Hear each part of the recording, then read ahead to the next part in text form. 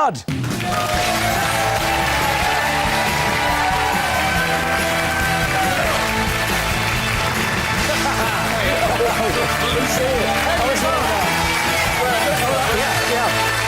Ah, dear. Everyone a winner.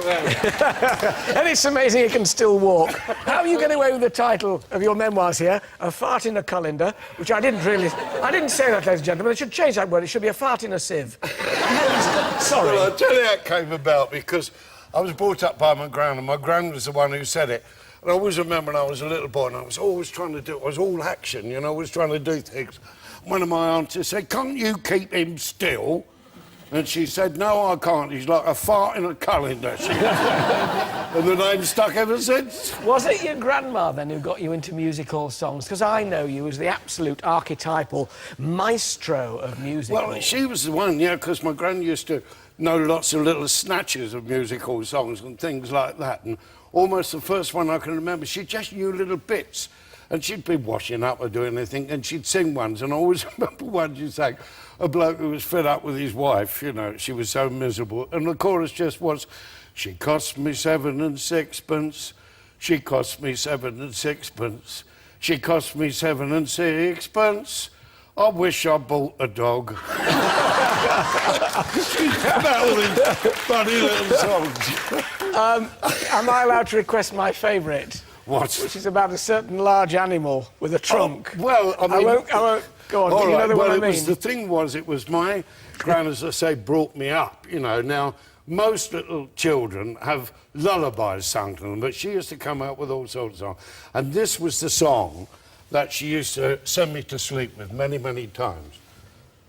I wanted to go on the stage, and now my ambitions, I've got 'em. In my grey pantaloons, I'm the rage. I'm the hole in the elephant's bottom. That's it. My part, it is not very large. Nor yet is it easily forgotten. If you're looking for me, come and look through the hole in the elephant's bottom. They knew it! They knew it!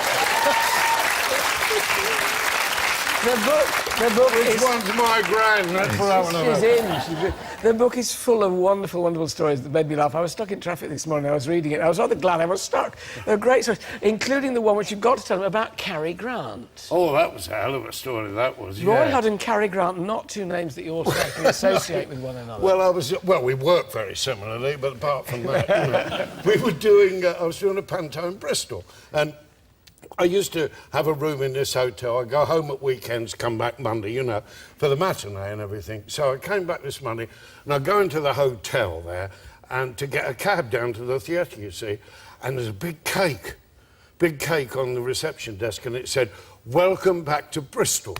And I said, "Oh, God, you shouldn't bother. I've only been away a day, you know." And they says, "Not for you." I said, "Who's it for?" And they said, "Him." And they pointed to in the bar, and there, God is my judge, was Cary Grant standing there.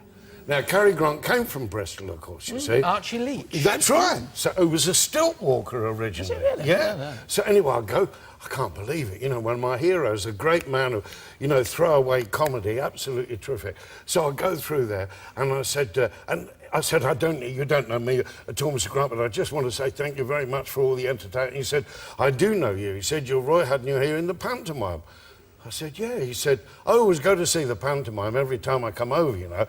And he said, "It's my birthday today." He said, "Will you have a snort with me?" "Will you have a snort with me?" So I said, yeah, snort with Cary, you know what I mean? It was great. So I didn't know what posh film stars spoke, so I said, "Could I have a scotch on the rocks?" I'd never drunk anything like it in my life, you know. So they gave me this whiskey, and that was great and everything. He said, "I'm coming to see the pantomime tonight," he said, "with some friends, and I'll see you down there." Oh, fantastic, you know, so I can't believe it. So I go running down the theatre of the matinee in the hour. Peter Noon was the star of Herman and the Hermits. Yeah. So we get there, and I can't wait to tell everybody. I've only bumped into Cary, haven't I? You know. So we go down there, and I think on my way down, I thought, no, there's a better way. I can get away with this. It's better. Much better than telling them, you see. So I get there, and then Peter comes down between two shows and said, "You know that you'll never guess who's coming back to see the show tonight." I said, "I'm getting ready to go out now." I said, "Oh, who's that then?" He said, "Cary Grant." I said, "Oh, really?" I said, "I know him."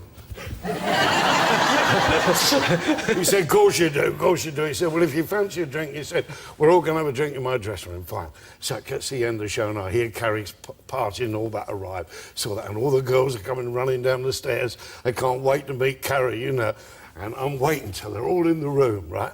So they're all in Peter's room, and I stroll along to the room, you see, open the door, and there's Cary Grant sat there, all the girls listening to every word he's got to say. And as I walked in, he said, "Hi, Roy." I said, "Hi, Cary."